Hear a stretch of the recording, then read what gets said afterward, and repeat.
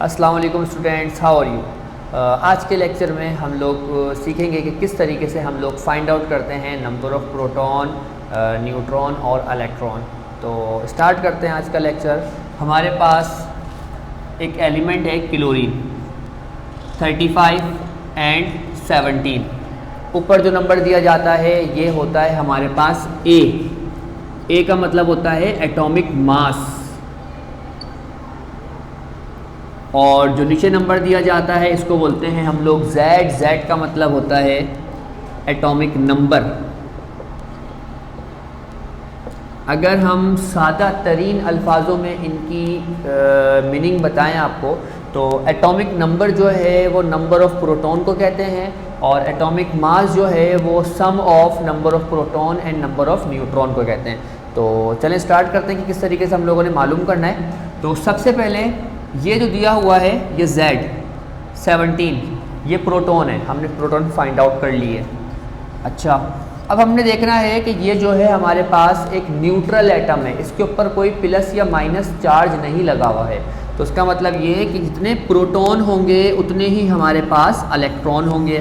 Proton भी मालूम कर लिए हम लोगों ने, इलेक्ट्रॉन भी मालूम कर लिए। आखिर में जो हमने चीज़ मालूम करनी है वो है हमारे पास न्यूट्रॉन। तो फॉर्मूला होता है A = Z + N। A की वैल्यू जो है हमारे पास है 35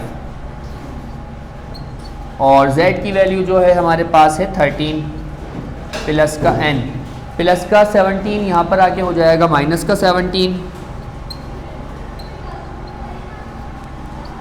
अब 35 में से अगर हम लोग 17 निकालते हैं तो हमारे पास बचता है 18। तो नंबर ऑफ़ न्यूट्रॉन कितने आ गए हैं हमारे पास 18। इस तरीके से बाकी भी हो जाएंगे हमारे पास। एक और कर लेते हैं, हमारे पास है Ca कैल्शियम। इसका एटॉमिक मास होता है 40, एटॉमिक नंबर होता है 20। ऊपर वाला A हमने ऐसे ही लिख दिया, नीचे वाला Z हमने ऐसे ही लिख दिया। Z for number of proton. इसके बाद जितने प्रोटॉन होंगे उतने ही इलेक्ट्रॉन होंगे। प्रोटॉन और न्यूट्रॉन बराबर होते हैं, लेकिन किसके लिए? For a neutral atom. Neutral atom वो होता है इसके ऊपर प्लस या माइनस साइन नहीं होता। अच्छा जी, अब हमने n निकालना है। A बराबर होता है Z + N के। A की वैल्यू है हमारे पास 40, Z है 20 प्लस का n, ये प्लस का 20 यहाँ पर आके हो गया माइनस का 20 में से 40 में से 20 निकाले, हमारे पास बचेंगे 20। तो इस तरीके से हम लोगों ने प्रोटॉन, न्यूट्रॉन, इलेक्ट्रॉन तीनों चीज़ें मालूम कर ली। बहुत इजी है, मैं कुछ क्वेश्चन यहाँ पर लिख देता हूँ, आप लोगों ने इसकी प्रैक्टिस करनी है खुद से। जैसे कि हमारे पास है Mg 24 12, ऑक्सीजन 16 8, नाइट्रोजन 14 और 7, कार्बन 12 और 6। तो इनकी अगर आप प्रैक्टिस कर लेते हैं तो इंशाल्लाह आपको आ जाएगी चीज़ें ये। और सबसे इम्पोर्टेंट बात यह है कि अगर आप प्रैक्टिस करते हैं तभी चीज़ आपको आती है, वरना आप लोग समझ के रख देंगे भूल, तो इस तरीके से आप लोग भूल जाएंगे। तो ये तो मैंने आपको करा दिए न्यूट्रल एटम के। अगर हमें सीखने हो किसी भी आयोन, मतलब कैट आयोन या एनायन, तो तब क्या होगा? तो मैं इसको मिटा देता हूँ। हमारे पास एक सवाल है, सोडियम ले लेते हैं। सोडियम ग्रुप 1A का है, तो एक इलेक्ट्रॉन लॉस करता है, इस पर +1 आता है। 23 एटॉमिक मास है, 11 एटॉमिक नंबर है। तो A लिखा हमने 23 और Z लिखा हमने 11। Z4 होता है नंबर ऑफ़ प्रोटॉन।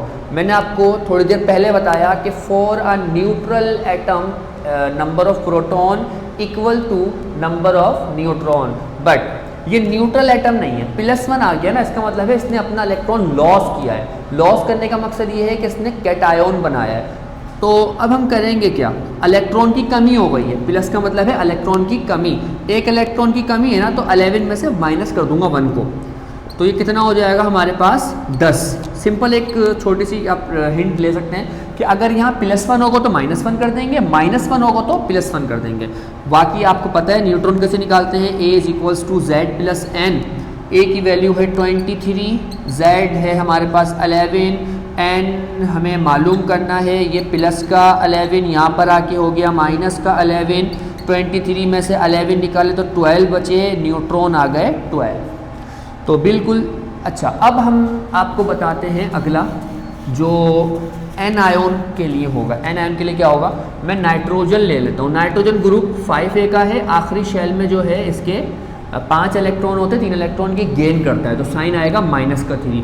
तो सिमिलरली हम क्या करते हैं, A4 होता है, एटॉमिक मास 14 है, नीचे वाला Z है, atomic number proton, for a neutral atom proton and electrons are equal, but this is not a neutral atom, this is an ion because nitrogen can gain 3 electron to complete its octet.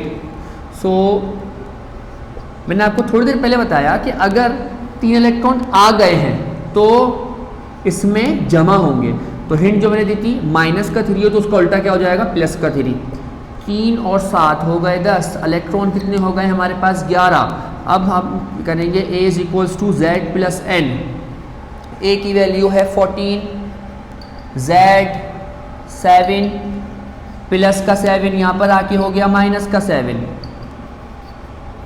तो ये हो गया है 7, तो neutron आ गए हैं 7। Similarly सारे question इसी तरीके से होंगे हमारे पास। तो मैं उम्मीद करता हूँ कि आप लोगों को समझ में आया होगा।